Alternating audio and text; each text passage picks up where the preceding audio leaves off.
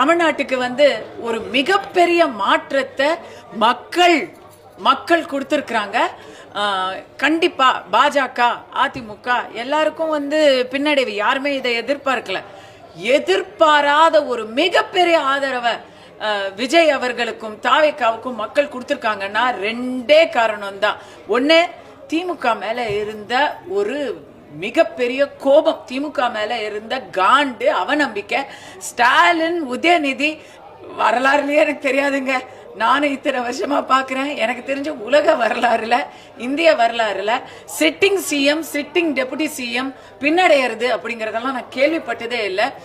என்டிஆருக்கு அடுத்தது தமிழ்நாட்டுல இன்னைக்கு விஜய்க்கு ஒரு பேராதரவு அலை வீசுகிறதுங்கிறத யாருமே எதிர்பார்க்கல.